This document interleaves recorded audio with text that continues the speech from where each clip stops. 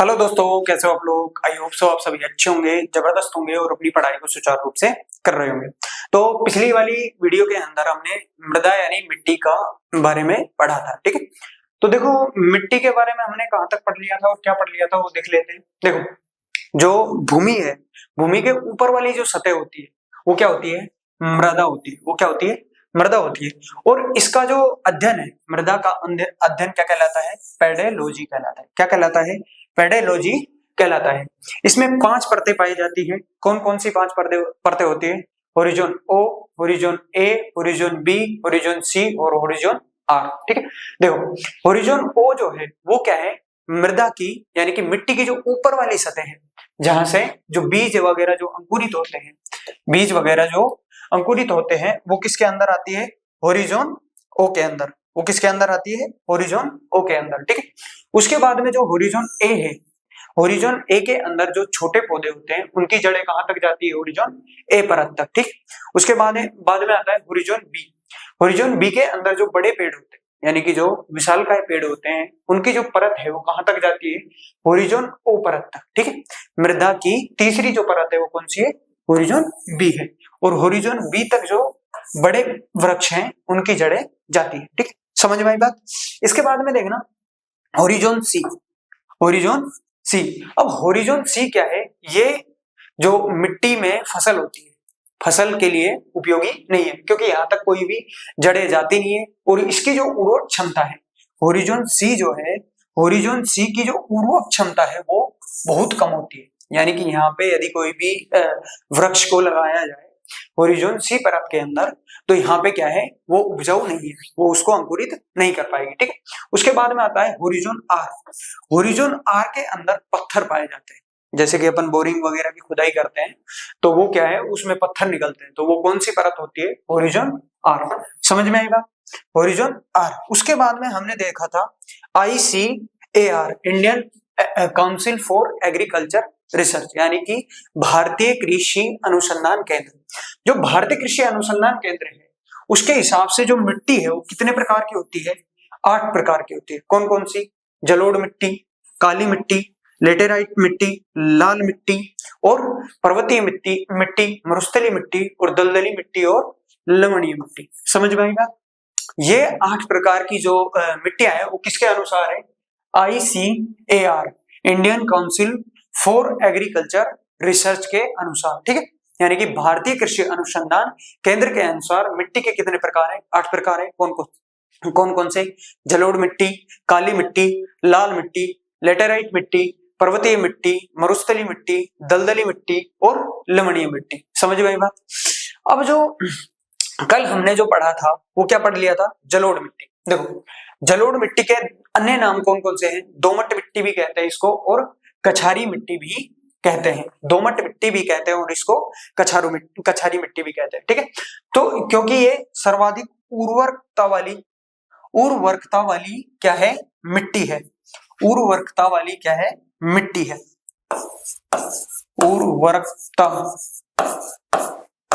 उर्वरकता, ठीक है। उर्वरकता वाली मिट्टी कौन सी है, जलोढ़ मिट्टी है। और ये क्या है, भारत के संपूर्ण भाग का 43% भाग पर कौन सी मिट्टी पाई जाती है, जलोढ़ मिट्टी पाई जाती है। देखो, ये नदियों द्वारा बिछाई जाती है। जलोढ़ जो मिट्टी है ये नदियों द्वारा बिछाई जाती है। तो जो उत्तर का विशाल मैदान है, उत्तर का जो विशाल मैदान है जो गंगा व ब्रह्मपुत्र नदी द्वारा बनाया जाता है, गंगा व ब्रह्मपुत्र नदी द्वारा, गंगा वे ब्रह्मपुत्र नदी, ब्रह्मपुत्र नदी द्वारा जो बनाया जाता है वो किसके अंदर आता है, उसके गंगा और ब्रह्मपुत्र नदी का जो मैदान बनाया जाता है उसमें कौन सी मिट्टी पाई जाती है, जलोढ़ मिट्टी पाई जाती है। तथा जो तटीय मैदानी क्षेत्र है, तटीय मैदानी क्षेत्र में भी कौन सी मिट्टी पाई जाती है, जलोढ़ मिट्टी पाई जाती है, ठीक है। इसके बाद में हमने इनके राज्य देखे थे कि ये किन किन राज्यों के अंदर पाई जाती है, ठीक है। वो तो मैंने बता दिया। अब देखो, राज्य कौन कौन से हैं इधर से ले लेना। जो भी गंगा का मैदान है, यूपी बिहार वाला जो क्षेत्र है, पश्चिम बंगाल वाला जो क्षेत्र है, तटीय में यहाँ महाराष्ट्र के तटीय वाला जो वो है कोंकण तट, मालाबार तट, सरकार, उत्कल तट, ये जितने भी तटीय क्षेत्र हैं उसके अंदर क्या है, कौन सी मिट्टी पाई जाती है, जलोढ़ मिट्टी पाई जाती है। ठीक है, यहाँ तक का हमने पढ़ लिया था। और इसके बाद में हमने इसी में ही देख लिया था कि जो जलोढ़ मिट्टी है, वो जलोढ़ मिट्टी के अंदर कौन कौन सी फसलें अच्छे प्रकार से हो सकती है। तो कौन कौन सी, गेहूं, मक्का, तिलहन और आलू की जो फसल है वो बहुत अच्छे प्रकार से हो सकती है। देखो जो जलोढ़ मिट्टी है, जलोढ़ मिट्टी सर्वाधिक जो उर्वरक है वो क्यों है, क्योंकि इसके अंदर जो प्रचुर मात्रा में चूना पत्थर व पोटेशियम पाया जाता है। चूना पत्थर जो है वो क्या करता है, मिट्टी को उर्वरक बनाता है, मिट्टी को क्या करता है, उर्वरक बनाता है। ठीक है, इसके बाद में इसमें किस किस चीज की कमी है, फास्फोरस की, नाइट्रोजन की, ह्यूमस की कमी है। ठीक है, समझ में आएगा। इतना हमने कल पढ़ लिया था, इतना हमने क्या है, कल पढ़ लिया था। अब देखो इसके बाद में हमने देखना है, देखो मिट्टी में पहली जलोढ़ मिट्टी हमने पढ़ ली, उसके बाद में आती है काली मिट्टी। कौन सी मिट्टी आती है, काली मिट्टी, काली मिट्टी। देखो काली मिट्टी में देखना, काली मिट्टी को कपास की मिट्टी भी कहते हैं, कपास की मिट्टी, कपास की मिट्टी भी कहते हैं, रेगूर मिट्टी भी कहते हैं, रेगूर मिट्टी भी कहते हैं। ठीक है, और लावा मिट्टी भी कहते हैं, लावा मिट्टी भी कहते हैं। ठीक है, काली मिट्टी को कौन कौन सी मिट्टी कहते हैं, कपास की मिट्टी भी कहते हैं, रेगूर मिट्टी भी कहते हैं और लावा की मिट्टी भी कहते हैं। ठीक है, कई बार एग्जामिनर क्या करता है, सीधा काली मिट्टी ना देके वो कह देता है रेगूर मिट्टी। रेगूर मिट्टी कौन सी मिट्टी है, लाल मिट्टी है, काली मिट्टी है, या जलोढ़ मिट्टी है, या लेटराइट मिट्टी है। तो अपन को ध्यान रखना है जो इसके अन्य नाम है वो कौन कौन से हैं, कपास की मिट्टी, रेगूर मिट्टी, लावा मिट्टी कहते हैं। ठीक है, ये क्या है, कहते हैं। काली मिट्टी को कपास की मिट्टी, रेगूर मिट्टी और लावा मिट्टी भी कहते हैं। लावा मिट्टी क्यों कहते हैं, क्योंकि ये बेसाल्ट चट्टान, बेसाल्ट चट्टानों से निर्मित, से बनी है। यानी कि जो काली मिट्टी है वो किसके द्वारा मिट्टी किसके द्वारा बनी है, बेसाल्ट चट्टानों से बनी हुई है। ठीक है, बेसाल्ट चट्टानों से बनी हुई का मतलब यह है कि बेसाल्ट चट्टानों के टूटने से बनी हुई है। ठीक है, बेसाल्ट चट्टानों के टूटने से बनी हुई है, के टूटने से बनी हुई है, टूटने से बनी है। ठीक है, समझ में आई बात। काली मिट्टी को क्या कहते हैं, कपास की मिट्टी भी कहते हैं, रेगूर मिट्टी भी कहते हैं और लावा की मिट्टी भी कहते हैं। इसके बाद में देखना, इसमें एक पॉइंट लिखना, इस मिट्टी का काला रंग, इस मिट्टी का काला रंग किसके कारण होता है, इस मिट्टी का काला रंग, काला रंग, इस मिट्टी का जो काला रंग होता है वो titaniferous, titaniferous, titaniferous magnetite के द्वारा होता है, मैग्नेटाइट के कारण होता है, मैग्नेटाइट के कारण होता है, के कारण होता है। समझ में आई बात, कारण होता है, समझ में आई बात। जो काली मिट्टी है इसका जो काला रंग है, इसका जो काला रंग है वो किसके कारण होता है, मैग्नेटाइट, टिटेनीफेरस मैग्नेटाइट के द्वारा। क्योंकि जो इस मिट्टी के अंदर मैग्नेटाइट, जो टिटेनीफेरस मैग्नेटाइट पाया जाता है, जिसके कारण इस मृदा का कैसा कलर पाया जाता है, काला रंग पाया जाता है। ठीक है, इसके बाद में एक और पॉइंट लिखना, यह संपूर्ण भारत के कितने भाग में, 13% भाग, यह संपूर्ण भारत के, यह संपूर्ण भारत के, संपूर्ण भारत के 13% भाग पर, कितने परसेंट भाग पर, 13% भाग पर पाई जाती है, भाग पर पाई जाती है। समझ में आई बात? कितने % भाग पर पाई जाती है? 13% भाग पर पाई जाती है। देखो ये तीनों पॉइंट देखना। जो काली मिट्टी है, काली मिट्टी के 3 अन्य नाम है। कौन कौन से? कपास की मिट्टी भी कहते हैं, लावा की मिट्टी भी कहते हैं और रेगूर मिट्टी भी इसे कहते हैं। ठीक है, लावा मिट्टी क्यों कहते हैं? क्योंकि ये बेसाल्ट चट्टानों के टूटने से बनी हुई है। बेसाल्ट चट्टानें क्या है? लावा से निर्मित होती है। बेसाल्ट चट्टानें क्या होती है? लावा से निर्मित होती है। लावा के ठंडा होने के कारण जो चट्टानें बनती है वो क्या है? बेसाल्ट चट्टानें। ठीक है, उसके बाद में देखना जो काली मिट्टी है, काली मिट्टी का जो काला कलर होता है वो किसके कारण होता है? टिटेनीफेरस मैग्नेटाइट के द्वारा। टिटेनीफेरस मैग्नेटाइट जो उस मृदा के अंदर पाया जाता है उसके कारण उस मिट्टी का कलर कैसा दिखाई देता है? काला दिखाई देता है। ठीक है, और ये क्या है? ये संपूर्ण भाग के कितने % भाग पर? 13% भाग पर पाया जाता है। ठीक है, नेक्स्ट देखते हैं कि जो काली मिट्टी है, काली मिट्टी, काली जो मिट्टी है, देखो काली जो मिट्टी है, काली मिट्टी किन भारत के किन किन क्षेत्रों में? 13% क्षेत्रों में। तो 13% के अंदर कौन कौन से राज्य आते हैं वो देख लेते हैं। काली मिट्टी, काली मिट्टी मध्य प्रदेश, किन किन राज्यों में है? मध्य प्रदेश में पाई जाती है। मध्य प्रदेश, गुजरात, मध्य प्रदेश, गुजरात, महाराष्ट्र, महाराष्ट्र और उत्तरी केरल, उत्तरी कर्नाटक, केरल नहीं उत्तरी कर्नाटक, उत्तरी कर्नाटक का जो क्षेत्र है उसके अंदर क्या है? काली मिट्टी पाई जाती है। जो काली मिट्टी है वो किन किन राज्यों में पाई जाती है? मध्य प्रदेश, गुजरात, महाराष्ट्र और कर्नाटक। ठीक है, इसके अंदर ही एक और पॉइंट लिखना, सब पॉइंट लिखना कि महाराष्ट्र के अंदर, महाराष्ट्र के अंदर, महाराष्ट्र में इस मिट्टी का, महाराष्ट्र में इस मिट्टी का, इस मिट्टी का सर्वाधिक क्या है? विस्तार है। इस मिट्टी का सर्वाधिक विस्तार है। क्या है? सर्वाधिक विस्तार है, सर्वाधिक विस्तार है। समझ में आई बात? क्या है? सर्वाधिक विस्तार है। महाराष्ट्र में इस मिट्टी का सर्वाधिक विस्तार है, यानी कि सबसे ज्यादा जो मिट्टी पाई जाती है वो किस राज्य के अंदर पाई जाती है? महाराष्ट्र के अंदर पाई जाती है। समझ में आई बात?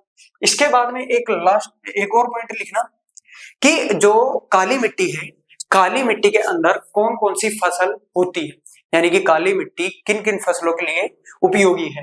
तो काली मिट्टी जो है वो कपास और गन्ना के लिए, काली मिट्टी, काली मिट्टी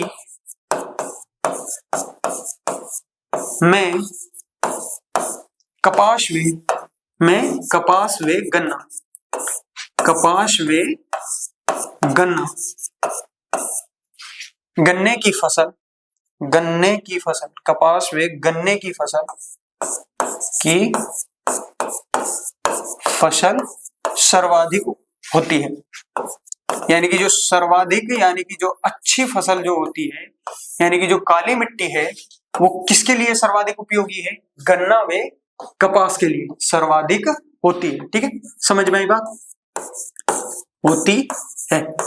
समझ में आई बात? जो काली मिट्टी है, काली मिट्टी के अंदर कौन कौन सी फसल होती है?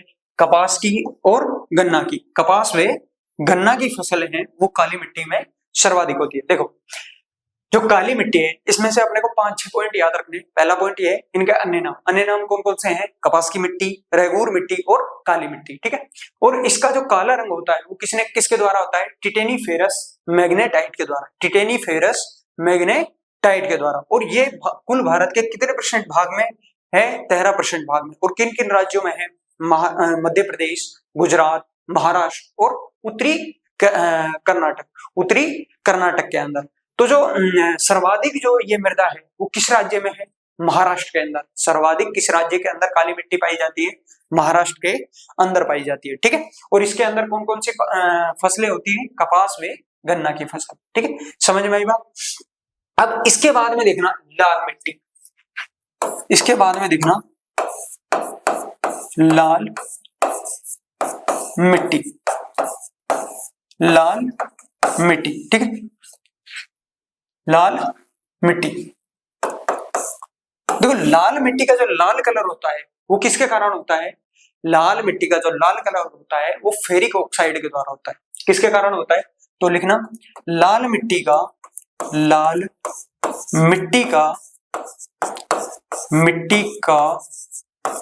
लाल कलर, लाल रंग या कलर, लाल रंग फेरिक ऑक्साइड किसके कारण होता है? फेरिक ऑक्साइड के द्वारा, ऑक्साइड, ठीक है, फेरिक ऑक्साइड। फेरिक ऑक्साइड के कारण लाल मिट्टी का लाल रंग होता है। फेरिक ऑक्साइड के कारण, फेरिक ऑक्साइड का जो लाल रंग है वो किसके कारण होता है? फेरिक ऑक्साइड के कारण। यानी कि लाल मिट्टी का जो लाल कलर है, यानी कि लाल मिट्टी जो लाल दिखाई देती है वो किसके कारण दिखाई देती है? फेरिक ऑक्साइड के कारण। समझ में आया ये पॉइंट? थोड़ा सा बीच बीच में हकला गया, ठीक है, तो माफ करना उसके लिए। तो इस पॉइंट को देखना कि लाल मिट्टी का जो लाल रंग मैंने लिखा अच्छे से है, इसको पढ़ लोगे तो ये समझ में आ जाएगा कि लाल मिट्टी जो है वो लाल क्यों दिखाई देती है, क्योंकि उसके अंदर फेरिक ऑक्साइड होता है, उसके कारण वो मिट्टी क्या है? लाल दिखाई देती है, ठीक है। इसके बाद में एक और पॉइंट लिखना, लाल मिट्टी में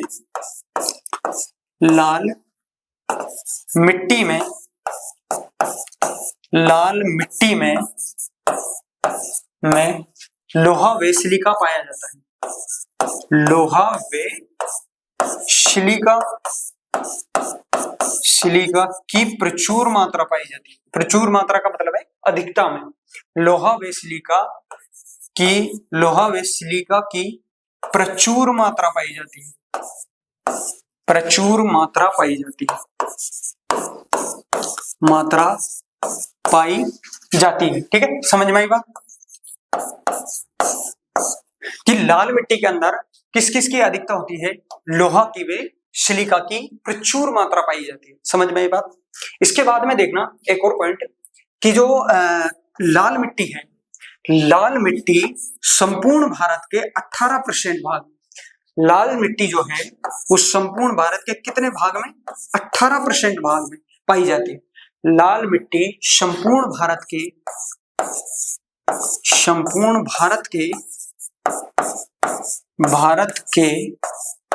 18% भाग पर पाई जाती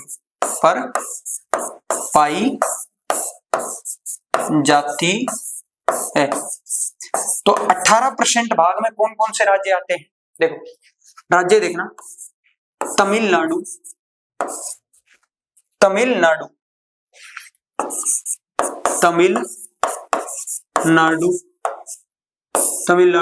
आंध्र प्रदेश, तमिलनाडु, आंध्र प्रदेश, महाराष्ट्र व कर्नाटक,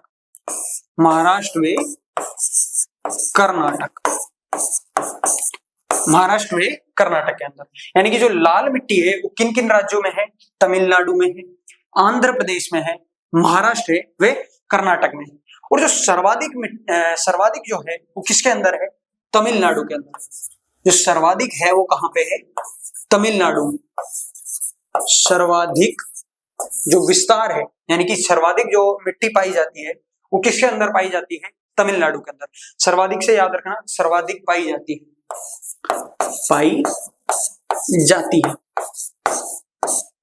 समझ जाओगे इससे, इतना ज्यादा कोई वो नहीं है कि जो तमिलनाडु के अंदर है वो लाल मिट्टी सर्वाधिक पाई जाती है। तमिलनाडु के अंदर जो लाल मिट्टी है वो क्या है?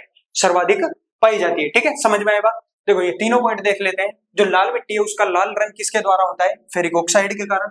और जो लाल मिट्टी है उसमें सर्वाधिक क्या है? लोहा पाया जाता है और सिलिका पाया जाता है, ठीक है। कौन कौन से धातु सर्वाधिक मात्रा में पाए जाते हैं? सिलिका व लोहा पाया जाता है। उसके बाद में ये संपूर्ण भाग के कितने % भाग में? 18% भाग के अंदर। कितने % भाग में? 18% भाग में पाया जाता है। यानी कि संपूर्ण भारत का जो 18% भाग है उसके अंदर कौन सी मिट्टी पाई जाती है? लाल मिट्टी पाई जाती है। और कौन कौन राज्य में? तमिलनाडु में सर्वाधिक पाई जाती है, आंध्र प्रदेश में और महाराष्ट्र में और कर्नाटक के अंदर समझ में आई बात।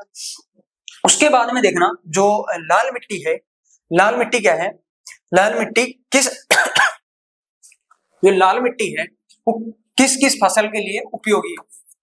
तो फसल कौन कौन सी है इसमें, फसल देखना, यह फसल जो लाल मिट्टी है वो सर्वाधिक बाजरा के लिए, यानी कि बाजरा के लिए सर्वाधिक उपयोगी है। बाजरा बहुत अच्छा होता है, ठीक है। बाजरा सबसे अधिक किसके कौन सी मिट्टी के अंदर होता है, वो होता है लाल मिट्टी के अंदर। वो कौन सी मिट्टी के अंदर होता है, लाल मिट्टी के अंदर, ठीक है, समझ में आएगा। अब इसके बाद में देखना लेटेराइट मिट्टी, कौन सी मिट्टी, लेटेराइट मिट्टी, लेटेराइट मिट्टी,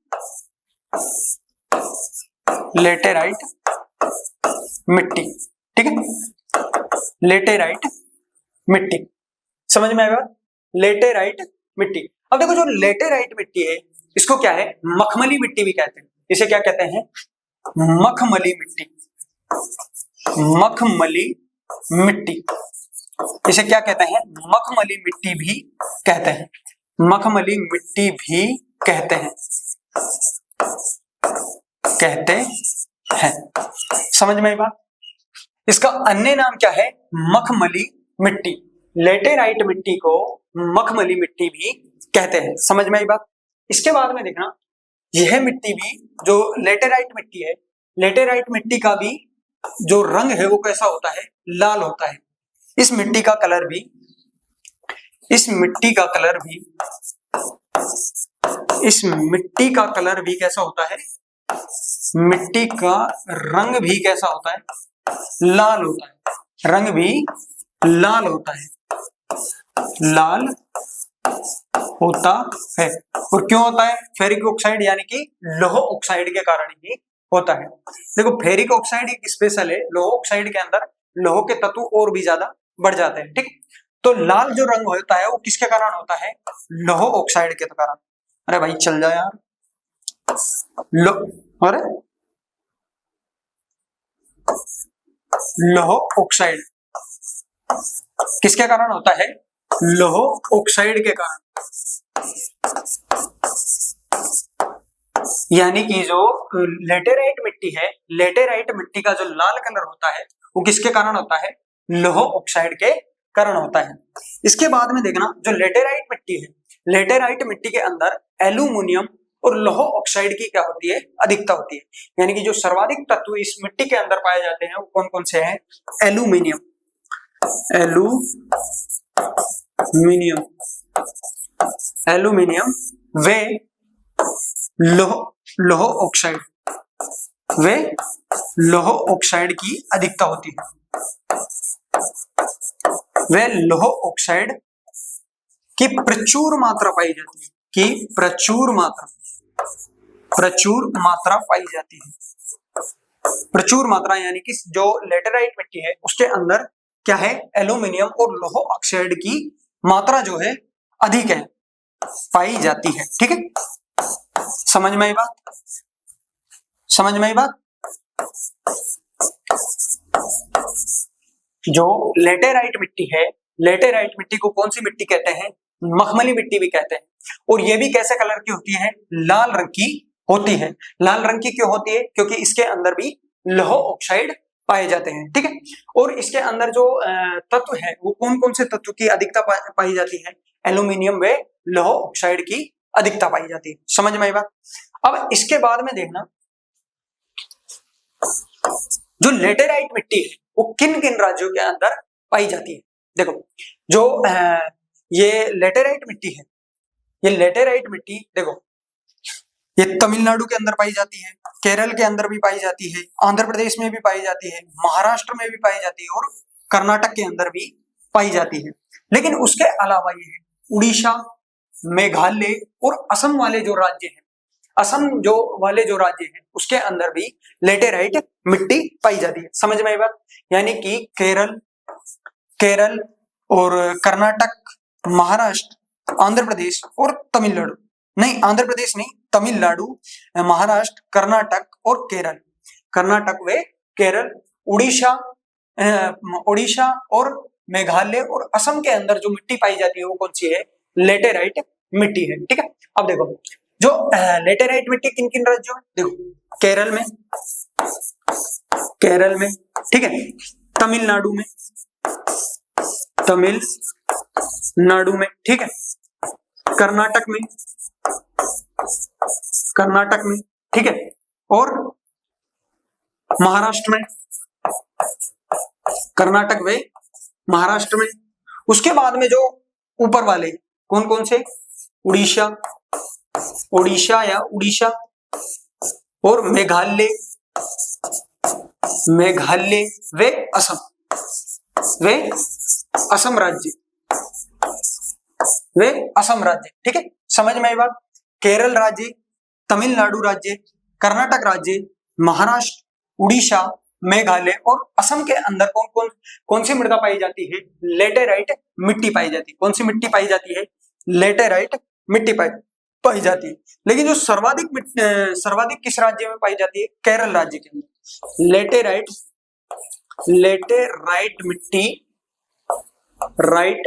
मिट्टी सर्वाधिक पाई जाती है। किस राज्य में? वो केरल राज्य में लेटेराइट मिट्टी सर्वाधिक पाई जाती है। सर्वाधिक पाई जाती है। समझ में आई बात? किस राज्य के अंदर लेटेराइट जो मिट्टी है वो सर्वाधिक पाई जाती है? वो है केरल राज्य के अंदर। कौन से राज्य के अंदर? केरल राज्य के अंदर। ठीक है, समझ में आई बात? अब इसके बाद में देखना जो लेटेराइट मिट्टी है, लेटेराइट मिट्टी किस किस के लिए उपयोगी है, यानी कि कौन कौन सी इसमें फसलें हो सकती है, जो फसल है वो कौन कौन सी हो सकती है। देखो इसके अंदर जो लेटेराइट मिट्टी के अंदर फसल काजू क्या उगाया जा सकता है?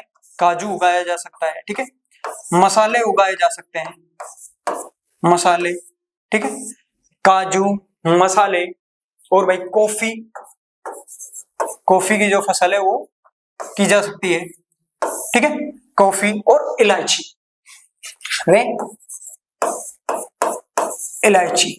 समझ में आई बात?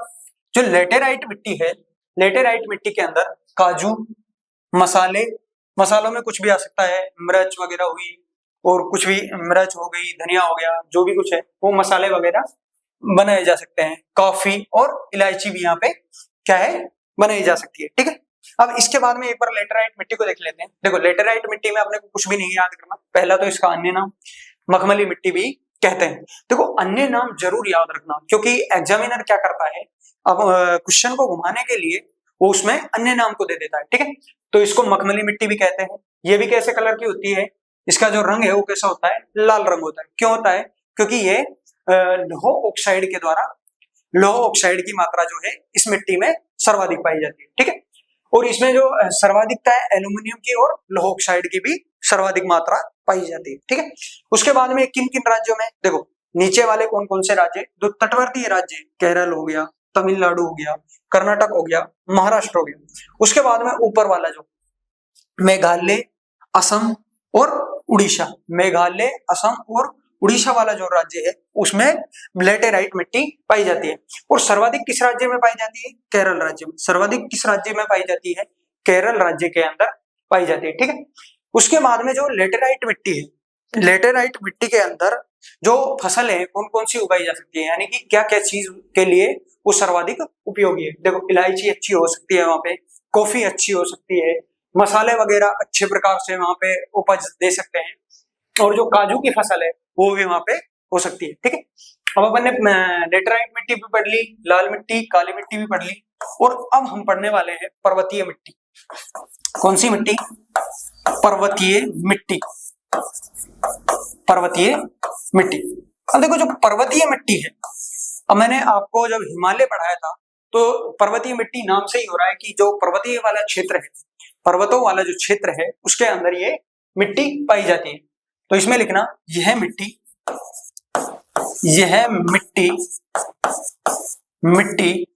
हिमालय के, यह मिट्टी हिमालय के पर्वतीय क्षेत्रों में पाई जाती है, के पर्वतीय क्षेत्रों में, पर्वतीय क्षेत्रों में पाई जाती है, क्षेत्रों में पाई जाती है, पाई जाती है। समझ में आई बात? जो पर्वतीय मिट्टी है वो कहां पे पाई जाती है? हिमालय के पर्वतीय क्षेत्रों में। और हिमालय के पर्वतीय क्षेत्रों के अंदर कौन कौन से राज्य आते हैं? देखो, जम्मू कश्मीर, जम्मू कश्मीर, जम्मू कश्मीर और हिमाचल प्रदेश, हिमाचल प्रदेश,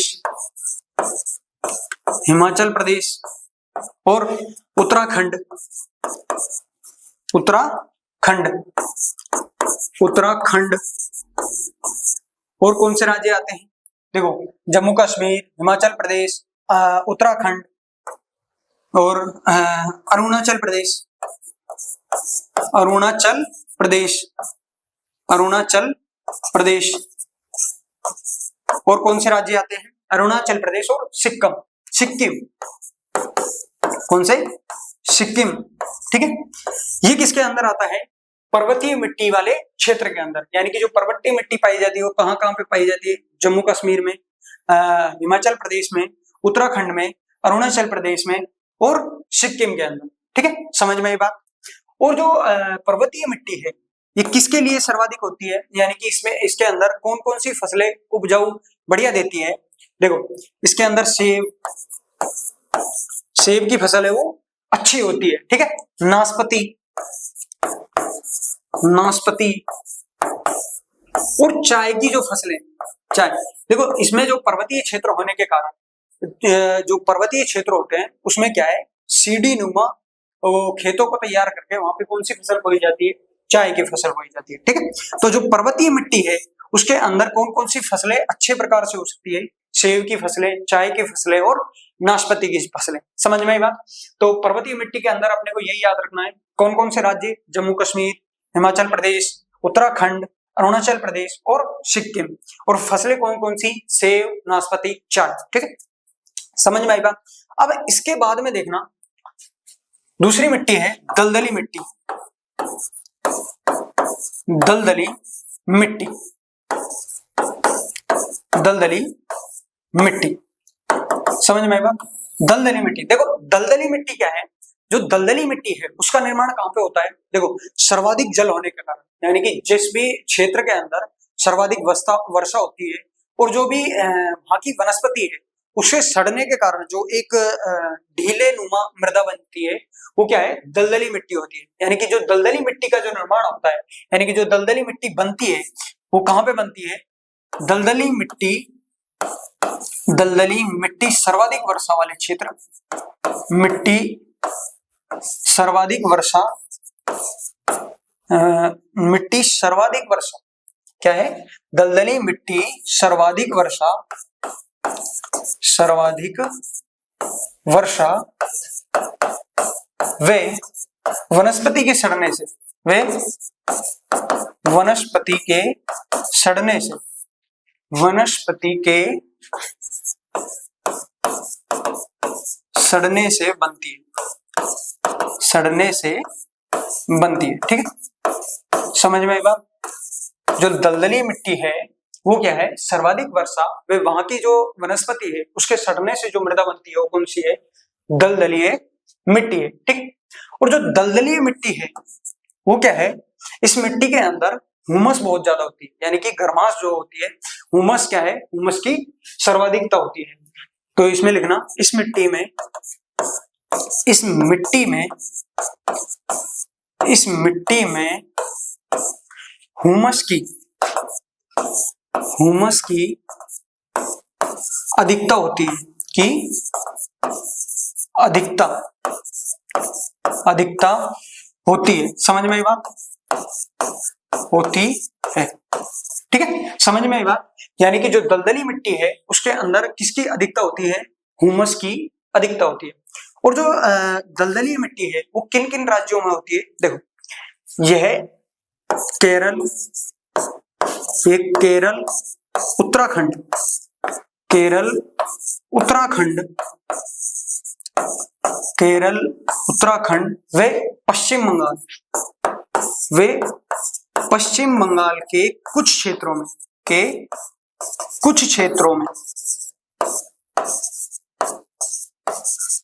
क्षेत्रों में पाई जाती है। ठीक, यानी कि जो दलदली मिट्टी है वो किस किस के किन किन राज्यों के अंदर, उत्तराखंड के अंदर, केरल के अंदर और पश्चिम बंगाल कुछ क्षेत्रों में पाई जाती है। पश्चिम बंगाल के कुछ क्षेत्रों में पाई जाती है। समझ में आई बात?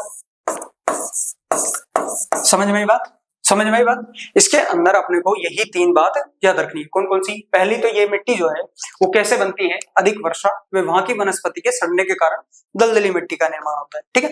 उसके बाद में इसके अंदर किसकी अधिकता होती है? ह्यूमस की अधिकता होती है। और ये किन किन राज्यों के अंदर है? केरल राज्य, उत्तराखंड राज्य और पश्चिम बंगाल राज्य के अंदर है। समझ में आई बात? अब इसके बाद में देखना मरुस्थलीय मिट्टी। कौन सी मिट्टी आती है? मरुस्थलीय मिट्टी। मरुस्थलीय मिट्टी, मरुस्थलीय मिट्टी। जो मरुस्थलीय मिट्टी है, मरुस्थलीय मिट्टी क्या होती है? मरुस्थलीय मिट्टी के अंदर पानी की जो कमी, यानी कि जो नमी की क्या होती है? कमी होती है, पानी की कमी होती है। ठीक, तो इसमें लिखना कि इस मिट्टी के अंदर, इस मिट्टी में नमी की कमी होती है, नमी की कमी होती है। अब नमी की कमी क्यों होती है? क्योंकि ये क्या करती है, जो जल होता है उसको जल्दी से सोख लेती है। ठीक है, इसके अंदर नमी की क्या होती है? कमी होती है। समझ में आई बात? इसके बाद में लिखना इस मिट्टी में जो कौन कौन सी फसलें की जा सकती है? बाजरा, ज्वार, सरसों की फसलें की जा सकती है, की फसलें होती है। ठीक है, ठीक है। इस मिट्टी में कौन कौन सी फसलें होती है? बाजरा, ज्वार व सरसों की जो है वो फसलें होती हैं। इसके अलावा इसमें देखना खजूर,